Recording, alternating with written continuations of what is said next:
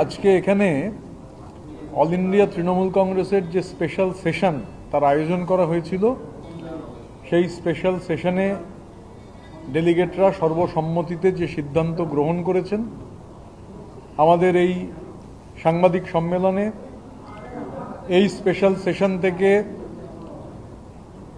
আমাদের all India Trinamool কংগ্রেসের যিনি চেয়ারপারসন নির্বাচিত হয়েছেন সম্মানীয় শ্রী অরূপ রায় আমাদের মধ্যে আছেন।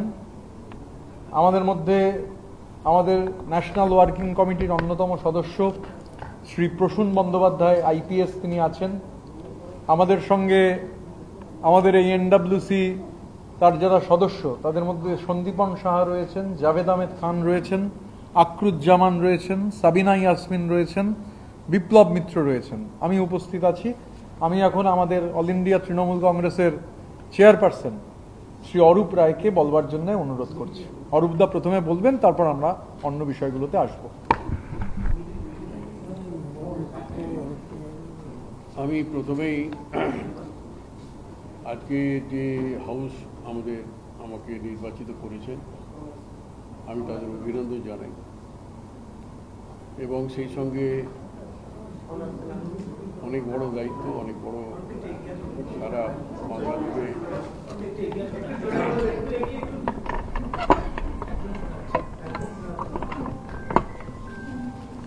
সারা বাংলা জুড়ে যে পরিস্থিতি চলছে, সেই পরিস্থিতির মোকাবিলা করে আমাদের নতুন করে কর্মীদের পাশে গিয়ে দাঁড়াতে হবে, নতুন করে কর্মীদের একত্রিত করতে হবে। সুতরাং সেই দায়িত্ব কাঁধে নিয়ে আমরা সকলে মিলে, আমরা যারা তৃণমূল কংগ্রেস, অল ইন্ডিয়া তৃণমূল কংগ্রেসের অল ইন্ডিয়া কমিটি এবং ওয়ার্কিং কমিটি যে তৈরি হয়েছে সর্বসম্মতভাবে, সেই কমিটি সকলে মিলে আমরা একসঙ্গে এবং সমস্ত কর্মীদের সাথে নিয়ে আমরা কাজ করব এবং যেভাবে আমরা 1998 সাল থেকে আমরা লড়াই করেছি মানুষের জন্য, মানুষের স্বার্থে, বাংলার মানুষের স্বার্থে, বাংলার আপামর মানুষের স্বার্থে, সেইভাবে লড়াই করতে হবে আমাদেরকে। সামনে অনেক কঠিন লড়াই, সেই দিন কঠিন লড়াইয়ে সামনের সারিতে দাঁড়িয়ে আমাদের সকলকে লড়াই করতে হবে, এটাই আমাদের একমাত্র লক্ষ্য। এবং কর্মীদের ভালো রাখা, কর্মীরা যাতে মাথা উঁচু করে চলতে পারে তাদের অধিকার নিয়ে, তাদের সম্মান নিয়ে, সেদিকে লক্ষ্য রেখে আমাদের কাজ করতে হবে, এটাই আমাদের একমাত্র লক্ষ্য। আমি আজকের এই সাংবাদিক সম্মেলন থেকে আপনাদের প্রত্যেককে আমার আন্তরিক অভিনন্দন জানাই। আপনাদেরও সকলের সহযোগিতা একান্তভাবে কামনা করি, যাতে ভবিষ্যতে আগামী দিনে আপনারা সহযোগিতা করেন সর্বক্ষেত্রে, এটাই আমি আপনাদের কাছে আশা রাখব। আজকে বিশেষ কিছু বলার নেই, আমাদের যে লক্ষ্য, সেই লক্ষ্যে আমাদের পৌঁছতেই হবে, সেই লক্ষ্যে আমরা পৌঁছবই। আমাদের সকল সহকর্মী সারা বাংলার, উত্তরবঙ্গ থেকে দক্ষিণবঙ্গ, সর্বত্রই আমাদের সহকর্মীদের সাথে নিয়ে আমরা লড়াই করব, এটাই আমাদের একমাত্র লক্ষ্য। ধন্যবাদ। আমি আমাদের যে ন্যাশনাল ওয়ার্কিং কমিটি যেটা গঠিত হয়েছে, আমাদের যে স্পেশাল সেশন, একেবারে পাহাড় থেকে সাগর পর্যন্ত প্রতিনিধিরা যেই সেশনে উপস্থিত ছিলেন, এখানে all India Trinamool Congress committee, national working committee গঠিত হয়েছে। আগামী দিনে সমস্ত জেলায় জেলা কমিটি, তার আগে রাজ্য কমিটি, সেগুলো আমরা গঠন করব। আজকে সর্বসম্মতিতে এই স্পেশাল সেশন থেকে ইতিমধ্যেই আপনাদের আমি বলেছি যে শ্রী অরূপ রায় অল ইন্ডিয়া তৃণমূল কংগ্রেসের চেয়ারপারসন নির্বাচিত হয়েছেন। এছাড়াও আরও 29 জন যাদের নিয়ে ন্যাশনাল ওয়ার্কিং কমিটি গঠিত হয়েছে, আমি প্রথমে সেই নামগুলো আপনাদের জানিয়ে দিচ্ছি।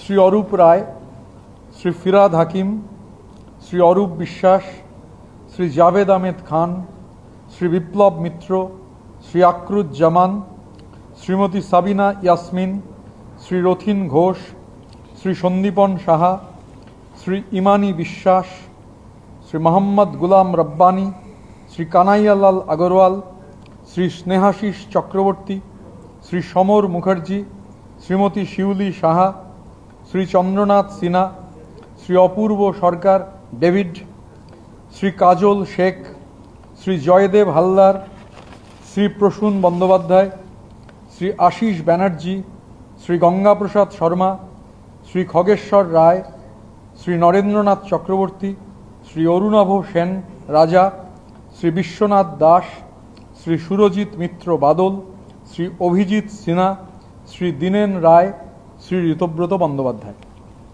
এবারে ন্যাশনাল ওয়ার্কিং কমিটি সর্বসম্মতিতে সম্মানীয় অরূপ রায় আপনারা জানেন যে চেয়ারপারসন হয়েছেন। ন্যাশনাল ওয়ার্কিং কমিটি 4 জনকে সহসভাপতির দায়িত্ব দিয়েছে।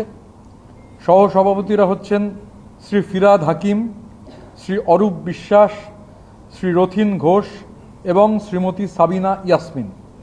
সাধারণ সম্পাদক শ্রী জাভেদ আহমেদ খান, শ্রী বিপ্লব মিত্র, শ্রী সন্দীপন সাহা, শ্রী ঋতব্রত বন্দ্যোপাধ্যায় এবং কোষাধ্যক্ষ শ্রী আকরুজ্জামান। এটা আমরা আজকে সর্বসম্মতিতে সিদ্ধান্ত নিয়েছি। এরপর যেরমভাবে সাংগঠনিক যে প্রক্রিয়া পাহাড় থেকে সাগর পর্যন্ত রাজ্য কমিটি গঠন করা, জেলা সভাপতি সেই জেলা সভাপতি সহ জেলা কমিটিগুলো গঠিত হওয়া, তার সঙ্গে ফ্রন্টাল সংগঠনের সভাপতি নির্ধারণ করা এবং আমাদের মুখপাত্রদের প্যানেল, সেই প্যানেল আগামীকাল থেকেই আমাদের মুখপাত্ররা বিভিন্ন জায়গায় যাবেন। আমরা সেইটা সংবাদ মাধ্যমকে জানিয়ে দেবো কারা যাবেন, প্যানেলটাও আমরা পাবলিক করে দেবো।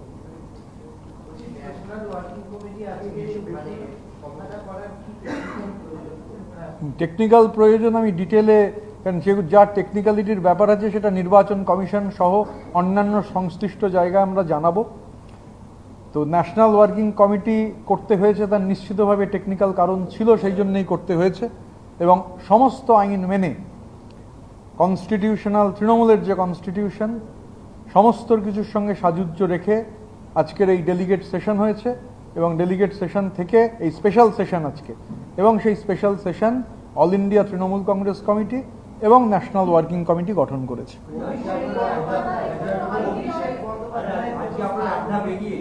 দেখা যাচ্ছে যে মমতা বন্দ্যোপাধ্যায়কেও সরিয়ে দিচ্ছে এবং অরূপ রায় তিনি চেয়ারপারসন হচ্ছে, তাহলে কি আপনারা কি আসল তৃণমূল সেই দিকে এগোচ্ছেন? আমরা তৃণমূল কংগ্রেস না, মমতা বন্দ্যোপাধ্যায় তো প্রতিষ্ঠাতার, তিনি দলটা তৈরি করেছিলেন, তাকে আপনারা আউট করে দিয়েছেন, আর কি অরূপ রায়কে আপনারা দিয়েছেন, তাহলে মমতা বন্দ্যোপাধ্যায়ের ভূমিকা কি? অল ইন্ডিয়া তৃণমূল কংগ্রেস তার যে স্পেশাল সেশন হয়েছে, স্পেশাল সেশনে যারা উপস্থিত ছিলেন তারা সর্বসম্মতিতে সিদ্ধান্ত নিয়েছেন। সেই সিদ্ধান্ত আমি পড়ে দিয়েছি, বাংলায় পড়েছি, অন্য কোনো ভাষায় পড়িনি। স্বাভাবিকভাবে খুব লাউড অ্যান্ড ক্লিয়ার যা সিদ্ধান্ত হয়েছে আমরা আপনাদের কমিউনিকেট করেছি। আমরা নির্বাচন কমিশনকে, যেহেতু আজকে আমরা এই সিদ্ধান্তগুলো গ্রহণ করেছি, ন্যাশনাল ওয়ার্কিং কমিটি গঠিত হয়েছে, অল ইন্ডিয়া তৃণমূল কংগ্রেস আমাদের নতুন চেয়ারপারসন, আমরা সবটাই নির্বাচন কমিশনকে জানাবো।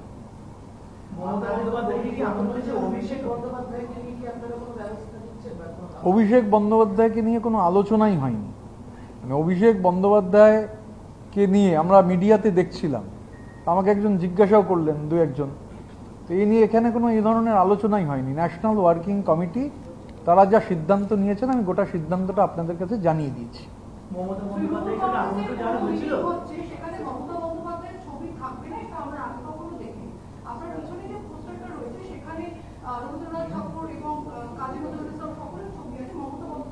জাতির জনকের ছবি রয়েছে, মহাত্মা গান্ধী, সংবিধানের প্রণেতা ডক্টর বাবা সাহেব আম্বেদকর রয়েছেন, 1000 বছরের শ্রেষ্ঠ বাঙালি রবীন্দ্রনাথ রয়েছেন, বিদ্রোহী কবি কাজী নজরুল ইসলাম রয়েছেন। আমরা এখানে যে ব্যবস্থা রয়েছে আপনারা দেখতে পাচ্ছেন। আমরা এখানে যারা আছেন, অরূপ দ্বারা হচ্ছে প্রথম দিনের সৈনিক, জাভেদ দ্বারা প্রথম দিনের সৈনিক, বিপ্লব দ্বারা প্রথম দিনের সৈনিক। তো স্বাভাবিকভাবে আমাদের যে স্পেশাল সেশন, সেই স্পেশাল সেশন সর্বসম্মতিতে যা সিদ্ধান্ত নিয়েছে আমরা আপনাদের তা পাবলিকলি জানিয়ে দিলাম। কোনটায়? তৃণমূল কংগ্রেসের তো কোনো ন্যাশনাল ওয়ার্কিং কমিটি ছিল না, সেই জন্যই তো ডেলিগেটরা মিলিত হয়ে আজকে নতুন করে কমিটি গঠন করলেন। আপনি 5ই জুন তারা দাবি করছিলেন তারা নাকি এটা জাতীয় কর্ম সমিতি করেছে কালীঘাটের তরফ থেকে, এবং সেখানে তারা রাজ্য সভাপতি বা বাকিদের কয়েকজনকে দায়িত্ব দিয়েছিলেন, সেটাকে আপনারা কি বলবেন?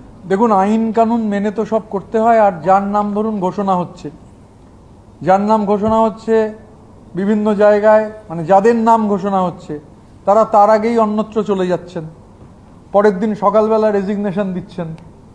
এর মধ্যে একজন সো কল্ড জাতীয় কর্ম সমিতির বলে যেটাকে বলা হচ্ছে তার একজন গুরুত্বপূর্ণ সদস্য রেজিগনেশন দিয়েছেন, কালকে বিধানসভায় তিনি আসবেন।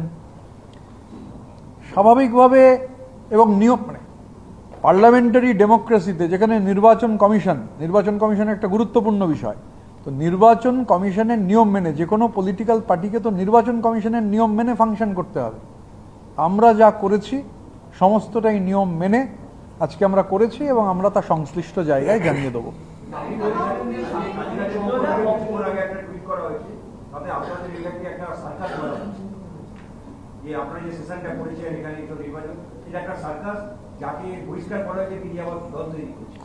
ক্যাঙ্গারু কোর্ট বলে একটা কথা আছে। এখন ক্যাঙ্গারু কোর্টে তো সার্কাস হচ্ছে না হচ্ছে ভোজবাজি হচ্ছে, এগুলো ক্যাঙ্গারু কোর্ট ঠিক করবে না। এগুলো নির্বাচন কমিশন আছেন, দেশের সর্বোচ্চ আদালত আছেন, নির্বাচন কমিশনের ঠিক, মানে নির্বাচন কমিশন এটা ঠিক করবেন যে সার্কাস হচ্ছে, ভোজবাজি হচ্ছে, নাকি সইজাল হচ্ছে, নাকি টাকা চুরি হচ্ছে, নাকি টাকা সাইফনিং হচ্ছে। এগুলো নির্ধারণ করার ক্ষমতা আমারও নেই, আপনারও নেই। এগুলো নির্ধারণ করার কম্পিটেন্ট অথরিটি রয়েছেন, তারা নির্ধারণ করবেন।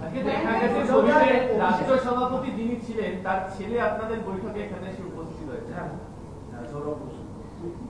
আচ্ছা দেখুন, আমি একটা কথা বলতে পারি যে অনেকটা মিউজিক্যাল চেয়ারের মতো। আপনি হয়তো বলছেন যে এই নিজেই আপনি বললেন ছিলেন, তার মানে কি এখন নেই?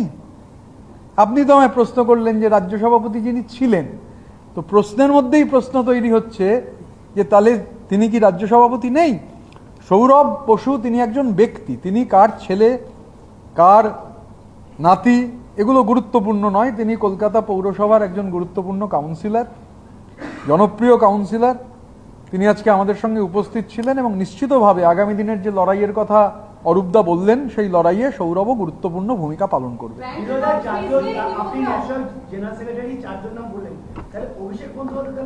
কে অভিষেক?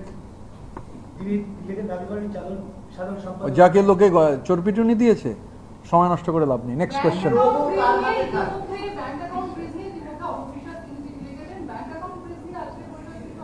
ইয়েস, আমরা আলোচনা করেছি। আমরা, কারণ এটা একটা অত্যন্ত সিরিয়াস বিষয়। এই ব্যাংকের যে বিষয়টি রয়েছে তার তদন্তের জন্য আমাদের একাধিক এমএলএ তারা কমপ্লেন দায়ের করেছেন। অরূপবাবু তো করেছেনই। অরূপবাবু তো আমাদের এখানে, অরূপ বিশ্বাস অন্যতম সহসভাপতি, এবং আজকে ছিলেন, অবশ্যই ছিলেন, এখানে অবশ্যই উপস্থিত ছিলেন। এবং আমরা এটা চাই, মানে আমাদের এটা খুব মানে ক্যাটেগরিক একটা বিষয়, সেটা হচ্ছে যে আমাদের, আপনি যে কথাটা তুললেন যে আমরা আজকে সর্বসম্মতিতে সিদ্ধান্ত নিয়েছি যে স্পেশাল অডিটর নিয়োগ করতে হবে, যদি কোনো ফিনান্সিয়াল ইরেগুলারিটি থাকে সেটা দেখবার। এবং আমরা প্রশাসনের কাছেও যা দাবি জানিয়েছি সেটাও পাবলিক, নতুন কোনো বিষয় নয়।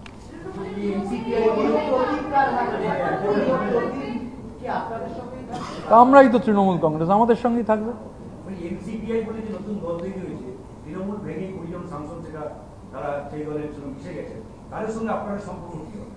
সেটা কালকে বলতে পারবো, আজকে বলতে পারছি না।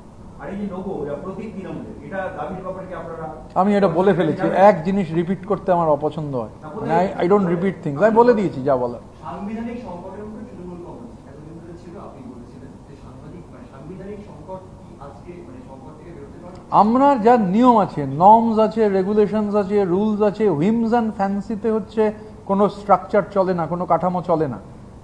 মানে হুইমস অ্যান্ড, এটা মগের মুলুক নয়। মানে শিব ঠাকুরের আপন দেশে আইন কানুন সর্বনেশে, যেহেতু এটা নয়, একটা নির্দিষ্ট নিয়ম কানুন আছে। আমরা যা করেছি নিয়ম কানুন মেনে করেছি।